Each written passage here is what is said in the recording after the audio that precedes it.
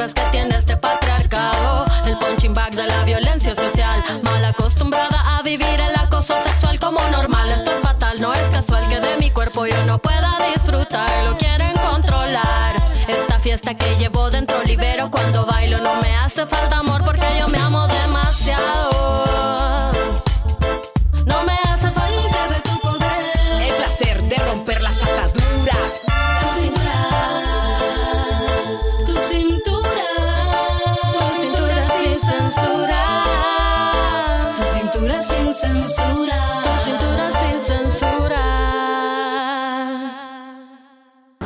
Les damos la bienvenida a un nuevo capítulo de en el que hoy vamos a incomodar no solamente con el título de este programa, ni con la desigualdad que siempre les pedimos que eso sea lo que les incomode más allá de la letra E, sino que además vamos a abordar un tema desde un programa que es feminista, pero que también nos va a incomodar a las propias feministas, que es cómo abordar la cuestión de las masculinidades que ejercen violencia de género.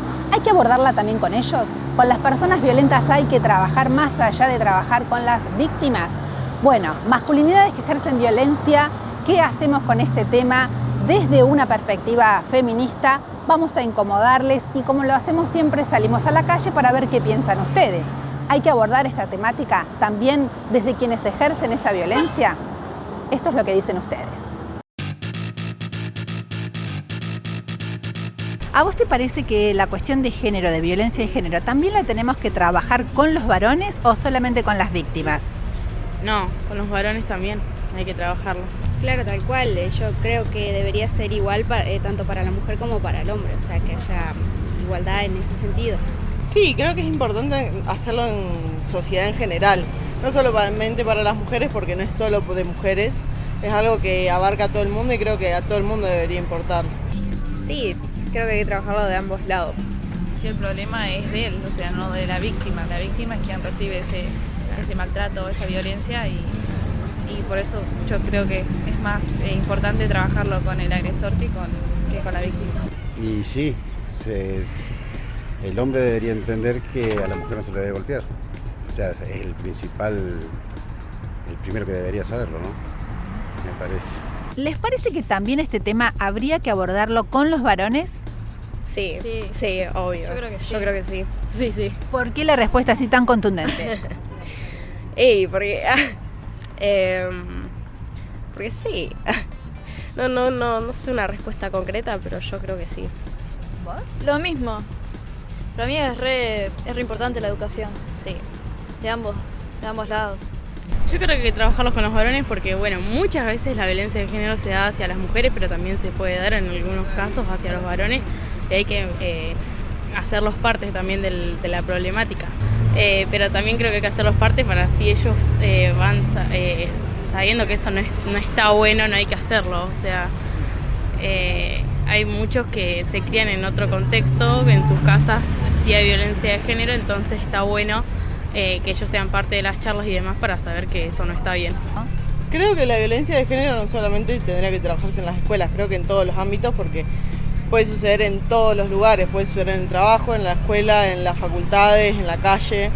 Creo que es algo para charlar en el día a día en cualquier contexto. En cualquier lado, o sea, creo que es algo fundamental que se debería trabajar, sí, en las escuelas a temprana edad y en edades grandes también.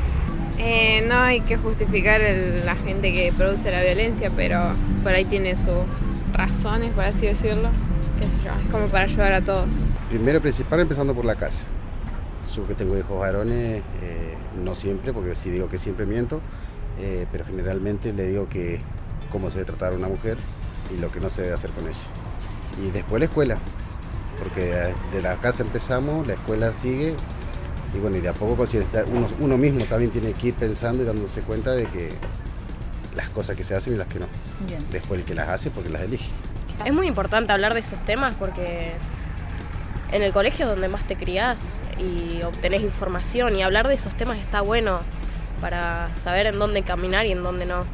Sí, y nada, hoy en día esas cosas parece siendo un tema tabú porque hoy en día ni en las escuelas dan charlas, nada. Y en la casa, en la mesa familiar, no sé si ustedes conviven con sus familias y demás. Sí, se han tocado varias veces esos temas, más que nada por las noticias, porque bueno, las noticias son horribles, escandalosas y en la mesa salen esos temas.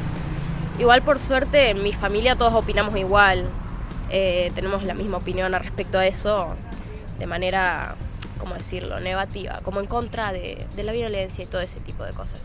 Yo creo que ahora se está más hablando, pero yo ahora cuando tengo 17, y para mí abordar un tema de ese es desde nene.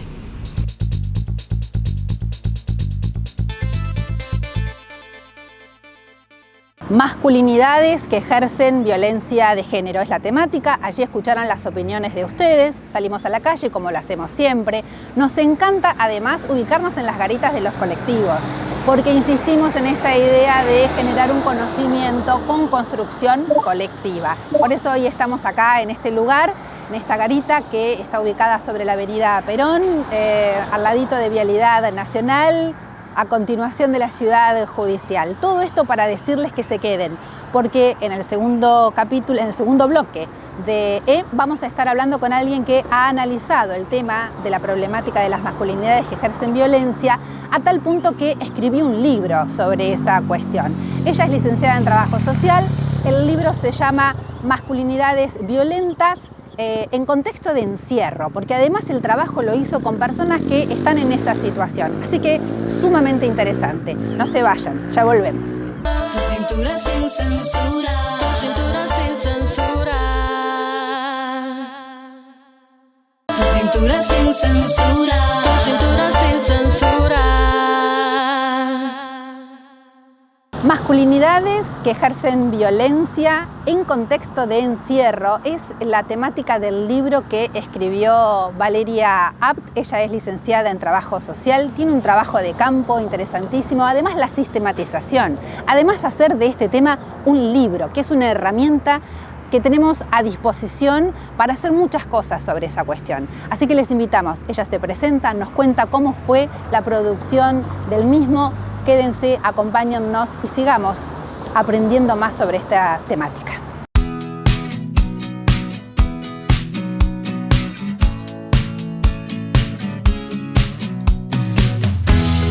Mi nombre es Valeria Abt, soy licenciada en Trabajo Social.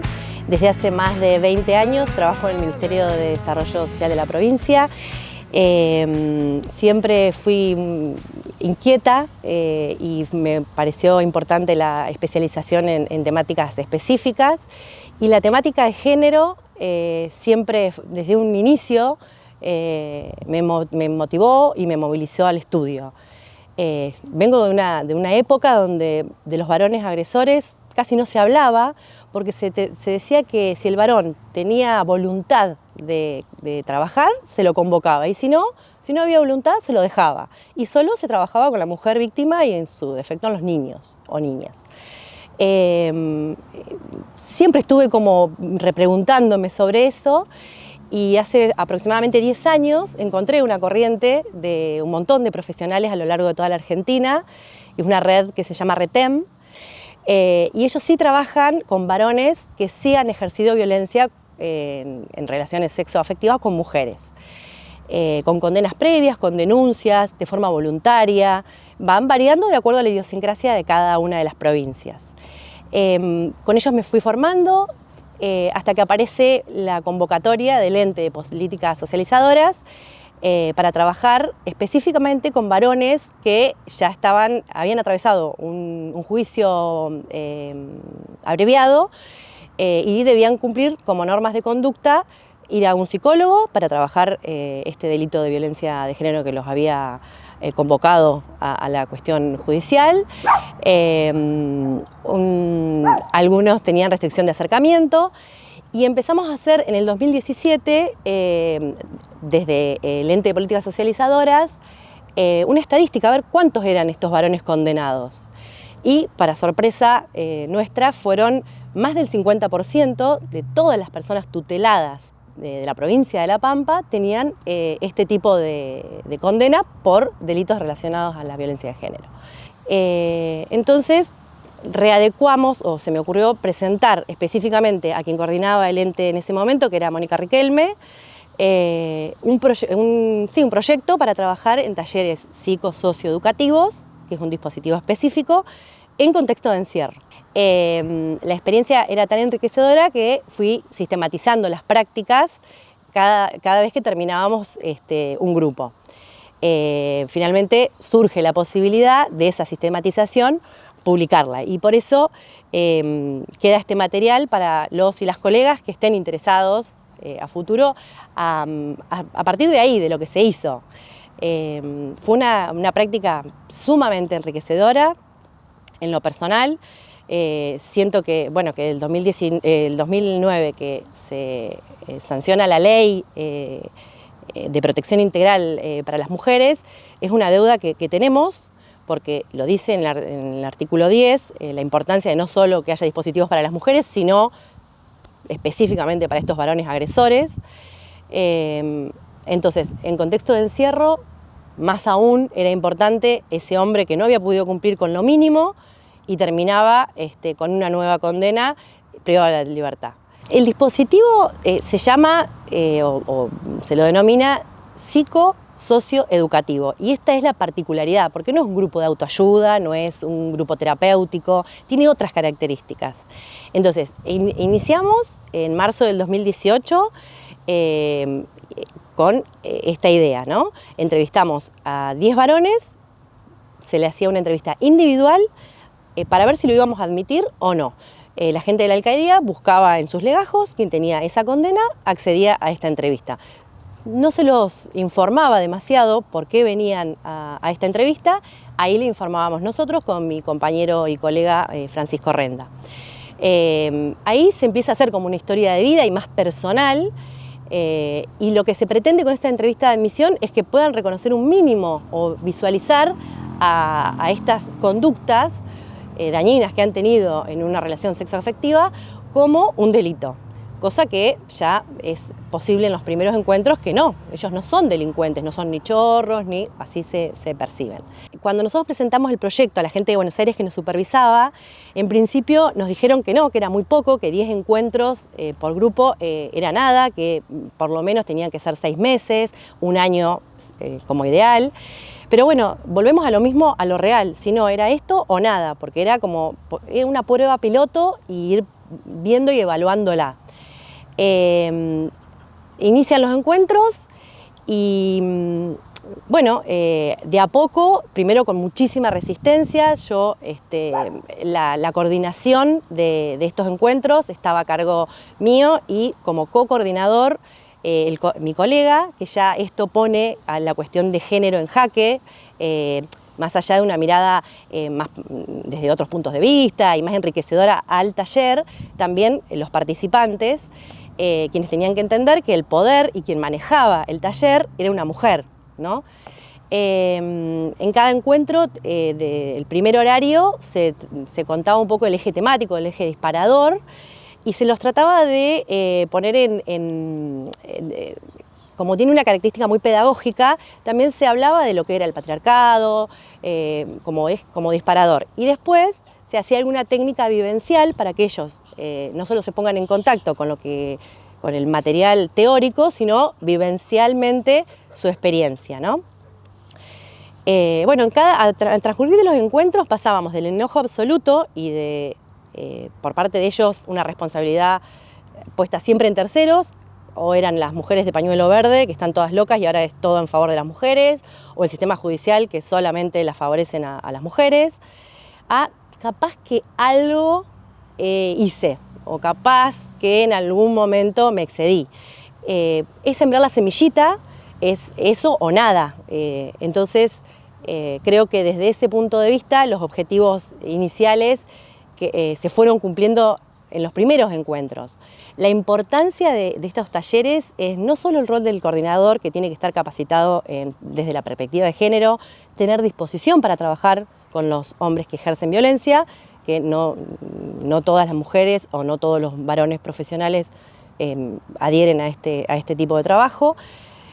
Quienes prefieren trabajar con la víctima lo hacen solo con la víctima, no continúan con esto otro, sino también la característica pedagógica de la coordinación, donde uno tiene que ser muy hábil en hacer circular la palabra, porque muchas veces, en todas las veces, es mucho más importante para el varón que tiene estas características estereotipadas de macho patriarcal, lo que tiene su compañero para decir, su par, su igual, que las conclusiones que tenemos nosotros del otro lado. Entonces hay que ser muy hábil en eso, porque ellos resultan ser referentes, coordinadores excelentes finalmente, ¿no? Así que como conclusiones más importantes de las que podemos sacar es que de todos los talleres, solo 2 personas decidimos nosotros pedir que no participen más porque eran iatrogénicas al grupo. Una persona porque tenía mucho problemas con el consumo y otra porque bueno, tenía conductas psicopáticas que permanentemente no hacía a que se pueda soltar el resto. Tuvimos la particularidad en uno de ver cómo uno fue creciendo y pidió la participación en el próximo como para seguir profundizando, y fue muy rico para el próximo grupo que él pueda participar. Por lo cual entiendo que estos talleres son necesarios para que estos hombres que ya están en una instancia muy complicada, muy compleja, puedan revisar sus conductas y sí, posteriormente empiecen una terapia individual o se enganchen con otros grupos, sería lo ideal. Es un puntapié, no estamos diciendo que esto solo sirve para combatir este modo de relacionarse con las mujeres. Creo que este material debería ser el puntapié para continuar con esto, que debería ser una política pública en la agenda estatal de manera urgente. Siento que por ahí quedó en la voluntad de algunos profesionales que estudiaron, se capacitaron y lo pusieron en práctica con muchísimas dificultades, porque la alcaldía, si bien hubo mucha apertura, también había que sortear algunos obstáculos y hubo que allanar algunos caminos.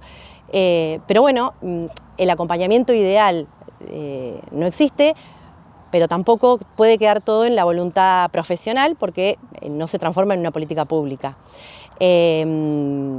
Entiendo que no solo trabajar con los hombres que ya han cometido delitos, sino que hay que trabajar con los varones en otro tipo de dispositivos, porque el dispositivo que los va formando y los sigue formando a los varones, todos los dispositivos de masculinidades tiene que ver con muchas veces los medios de comunicación, con el grupo de varones, con familias de origen muy patriarcales, peligrosas, y las masculinidades actualmente tendrían que tener otros espacios de diálogos, desde la ESI hasta grupos en los barrios, para que no llegar a estas situaciones. O sea, a los varones habría que acompañarlos y yo creo que hay muchos profesionales en La Pampa formados para eso, y deberían generarse políticas públicas en ese sentido, no solamente quedarnos siempre con la mujer víctima,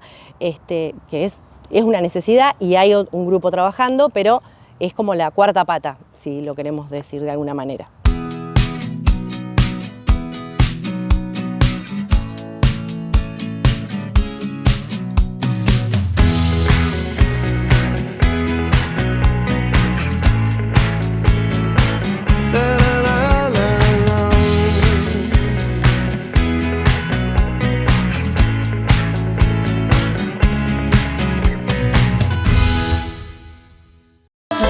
Sin censura, cintura sin censura. Hola otra vez. ¿Ya nos buscaron en las redes? Como les hemos contado, esta es una producción cooperativa de Kermés Comunicación para la televisión pública pampeana. Nuestra agenda busca siempre promover miradas feministas, transfeministas, comunitarias, para vivir un poco mejor, para encontrarnos más allá de nuestros consumos y para que podamos crearnos horizontes más amorosos. Sí, ya sabemos, no es nada fácil, pero nos encantan los desafíos.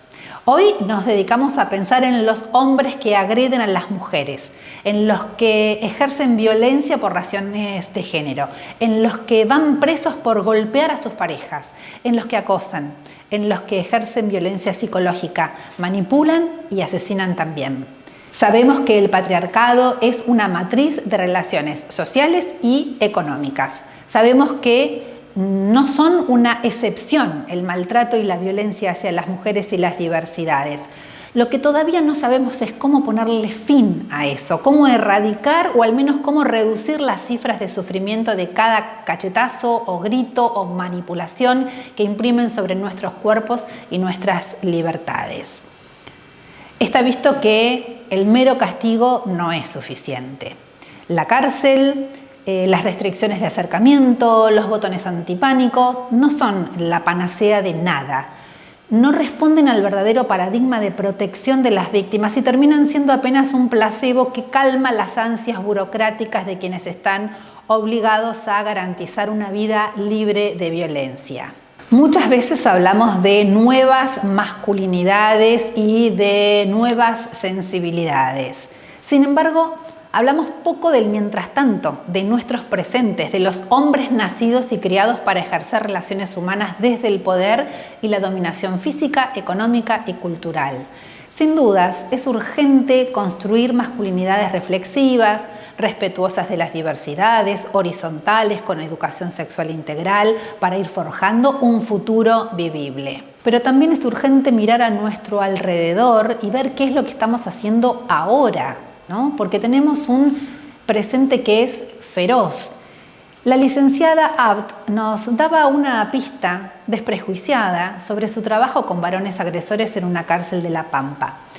Esa escucha colectiva, participativa y grupal parece que permite recalcular, redefinir y reeducar a quienes fueron formateados en la violencia por instituciones familiares, deportivas y educativas también.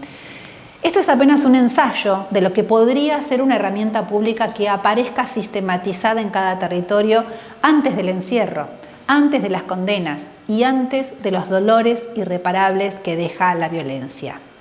En Santa Rosa, la Dirección de Género de la Municipalidad trabaja con los varones agresores que derivan de las condenas condicionales remitidas por el Poder Judicial. Desde el año 2013 hasta la fecha han trabajado de manera grupal e individual con más de 4.000 condenados. Los resultados y las evaluaciones de esas intervenciones no se conocen y no están publicados, así que resulta complejo que la ciudadanía acceda a prestarle atención a estos procesos. Desde los feminismos hay prejuicios, hay recelo y muchas veces rechazo de que se destine presupuesto para este tipo de programas. Sin embargo, es posible que ese rechazo justamente se deba a que son tan escasos los recursos que se utilizan para las víctimas y que es el propio Estado el que termina generando esa innecesaria competencia. Lo vamos a dejar acá y nos vamos a ir con el avance de la película Chevalier de Adina Rachel Zangari, que tal vez les interese, la puedan buscar, mirar y, como siempre decimos, pensar. Así que hasta el próximo encuentro. Ο καπετάνιος και το πλήρωμα του Κάρλος Σερένα σας εύχονται καλημέρα. Η θερμοκρασία σήμερα θα κυμανθεί από 9 έως 20 βαθμούς Κελσίου. Ευχαριστώ.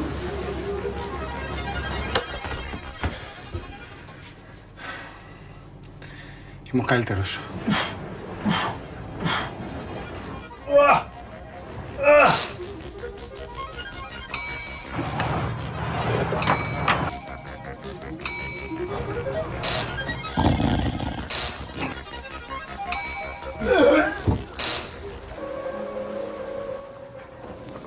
Γιατί δεν παίζουμε κάτι άλλο? Χαρτιά, ας πούμε. Δυστυχώς, εγώ δεν παίζω χαρτιά. Γιάννη, φοράς παπούτσια. Τα κουτάλια δεν είναι τέλεια. Έχεις χάλια στο μαξιλάρι. Χάλια είναι. Εμένα δεν μ' αρέσει ο τρόπος που κοιμάται. Λες να είναι ανικανός. Πιστεύεις ότι τα μπουτια μου είναι χοντρά? Δεν λέω ότι έχεις κάτι. Ίσως ήταν το άγχος, ίσως... Είμαι ο καλύτερος.